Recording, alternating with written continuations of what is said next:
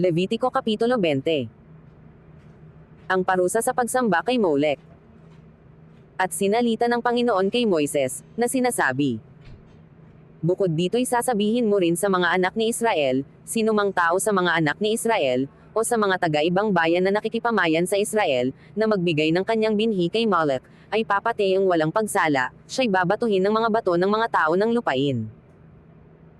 Akin ding itititig ang aking mukha laban sa taong yaon, at akin siyang ihihiwalay sa kanyang bayan, sapagkat binigyan niya ng kanyang binhi si Molek, upang ihawa ang aking santuaryo, at lapastanganan ang aking banal na pangalan. At kung ilinggad ng bayan sa lupain sa paraang anuman ang kanilang mga mata sa taong yaon, pagka nagbibigay ng kanyang binhi kay Molek, at hindi papatayin, ay itititig ko nga ang aking mukha laban sa taong yaon, at laban sa kanyang sangbahayan, at ihihiwalay ko sa kanilang bayan, siya at lahat ng manalig na sumunod sa kanya, na nanalig kay Molek.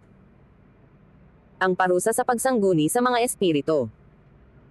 At ang taong magbalik sa inaalihan ng masamang espiritu at sa mga mangkukulam, upang manalig sa mga yaon ay itititig ko ang aking mukha laban sa taong yaon, at ihihiwalay ko siya sa kanyang bayan. Magpakabanal nga kayo at kayo'y maging banal, sapagkat ako ang Panginoon ninyong Diyos. At iingatan ninyo ang aking mga palatuntunan, at inyong isasagawa, ako ang Panginoon na nagpapabanal sa inyo. Parusa sa pagmumura sa mga magulang.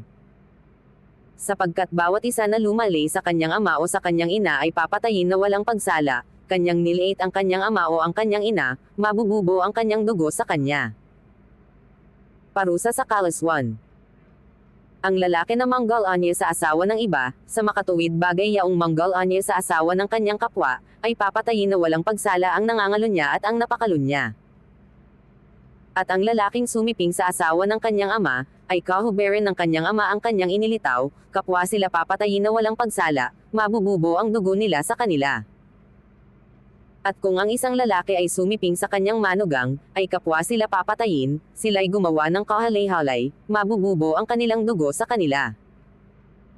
At kung ang isang lalaki ay sumiping sa kapwa lalaki, na gaya ng pagsiping sa babae, ay kapwa sila nagkasala ng karumal-dumal, sila'y papatayin na walang pagsala, mabububo ang kanilang dugo sa kanila. At kung ang isang lalaki ay mag-asawa sa isang babae at sa kanyang ina, ay kasamaan, susunugan sa apoy kapwa siya at sila, upang huwag magkaroon ng kasamaan sa inyo.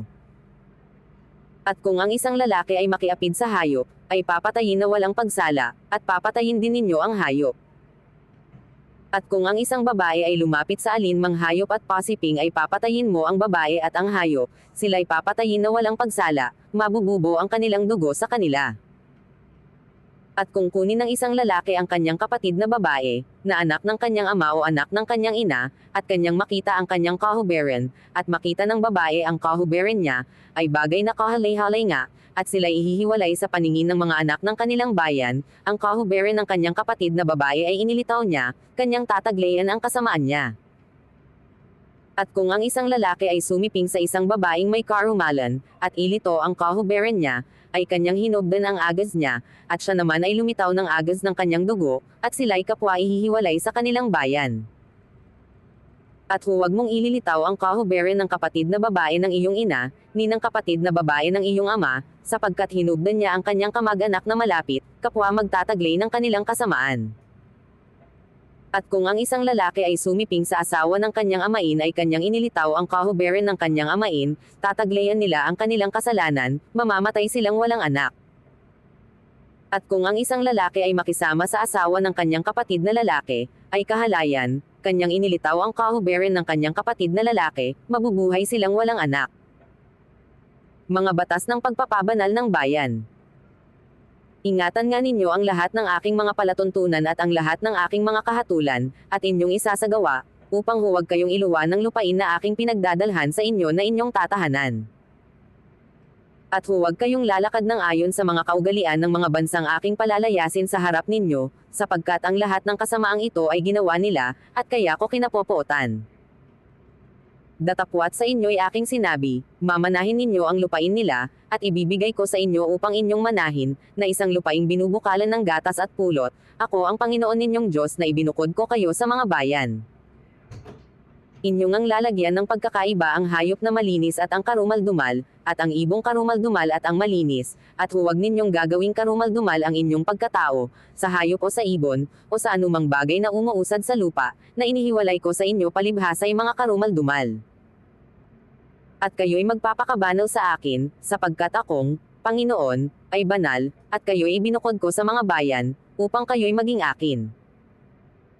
Ang isang lalaki rin naman o kaya'y ang isang babae na inaalihan ng masamang espiritu, o mangkukulam, ay papatayin na walang pagsala, sila'y babatuhin ng mga bato, mabububo ang kanilang dugo sa kanila.